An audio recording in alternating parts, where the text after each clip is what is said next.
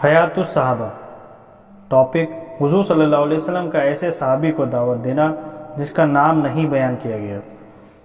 قبیلہ بل ادویہ کے ایک آدمی کہتے ہیں، مجھے میرے دادا نے اپنے اسلام لانے کا قصہ اس طرح سنایا کہ میں مدینہ کے ارادے سے چلا تو ایک گھاٹی کے پاس میں نے پڑاؤ ڈالا تو میں نے دیکھا کہ دو آدمی آپس میں بکری کا سودا کر رہے ہیں اور خریدار بیچنے والے سے کہہ رہا ہے، مجھ سے خریدنے بیچنے میں اچھا معاملہ کرو۔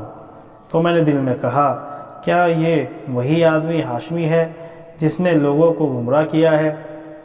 اتنے میں ایک اور آدمی آتے ہوئے نظر آیا جس کا جسم بہت خوبصورت اور پیشانی پھیلی ہوئی اور ناک پتلی اور بھویں باریک تھی اور سینے کے اوپر والے حصے سے ناک تک کالے دھاگے کی طرح سے بالوں کی ایک لکیر تھی۔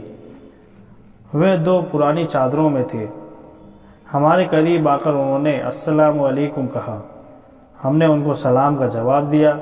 ان کے آتے ہی خریدار نے پکار کر کہا، اے اللہ کے رسول صلی اللہ علیہ وسلم، آپ اس بکرے والے سے فرما دیں کہ میں مجھ سے معاملہ اچھی طرح کرے۔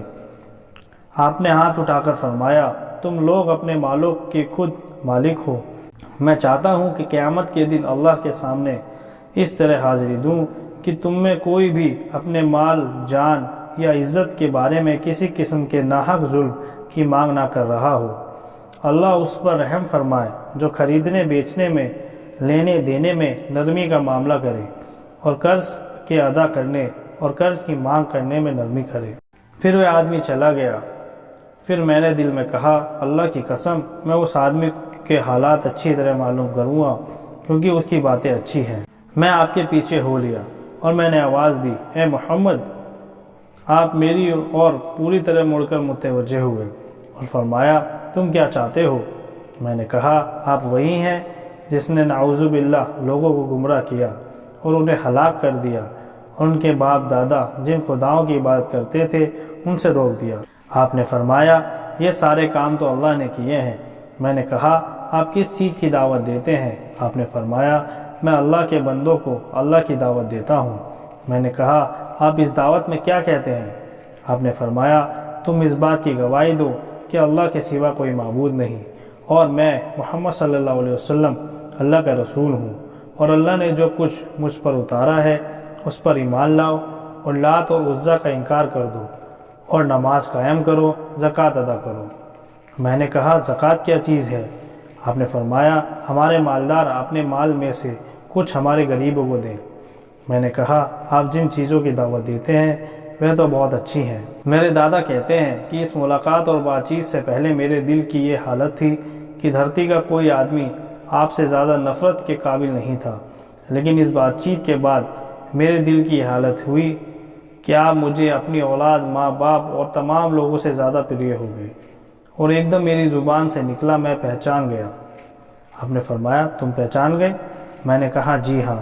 آپ نے فرمایا، تم اس بات کی گواہی دیتے ہو کہ اللہ کے سوا کوئی معبود نہیں، میں محمد صلی اللہ علیہ وسلم اللہ کا رسول ہوں، اور جو کچھ اللہ نے مجھ پر نازل کیا ہے اس پر ایمان لاتے ہو؟ میں نے کہا، جی ہاں۔ اے اللہ کے رسول صلی اللہ علیہ وسلم، میرا خیال یہ ہے کہ فلاں چشمے پر جاؤں جس پر بہت سے لوگ ٹھہرے ہوئے ہیں، اور جن باتوں کی آپ نے مجھے دعوت دی ہے میں جا کر ان باتوں کی دعوت دوں۔ مجھے امید ہے وہ سب آپ کی پیروی کر لیں گے۔ آپ نے فرمایا، ہاں جاؤ، ان کو دعوت دو۔ چنانچہ انہوں نے وہاں جا کر سب کو دعوت دی۔ اس چشمے والے تمام مرد عورت مسلمان ہو گئے۔ خوش ہو کر حضور صلی اللہ علیہ وسلم نے ان کے سر پر شفقت کا ہاتھ پھیرا۔ حضرت انس بن مالک رضی اللہ عنہ فرماتے ہیں، حضور صلی اللہ علیہ وسلم بنو نجار کے ایک آدمی کے پاس پوچھنے کے لیے تشریف لے گئے۔ آپ نے ان سے فرمایا، اے مامو جان، آپ لا الہ الا اللہ پڑھ لیں۔ انہوں نے کہا، میں ماموں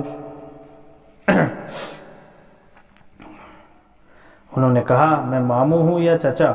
آپ نے فرمایا، آپ چچا نہیں ماموں ہیں، لا الہ الا اللہ پڑھ لیں۔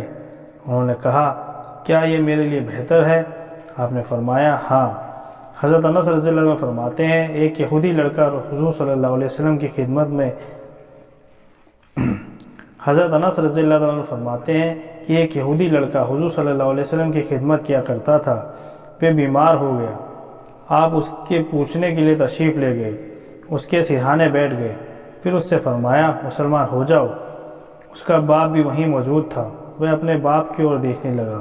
باپ نے کہا ابو القاسم یعنی حضور صلی اللہ علیہ وسلم کی مان لو، وہ مسلمان ہو گیا۔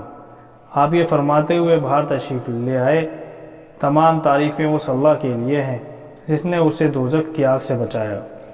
حضرت انس رضی اللہ عنہ فرماتے ہیں کہ حضور صلی اللہ علیہ وسلم نے ایک آدمی سے فرمایا مسلمان ہو جاؤ، سلامتی پالو گے۔ اس نے کہا میرا دل نہیں چاہتا۔ آپ نے فرمایا دل بھی نہ چاہے مسلمان ہو جاؤ۔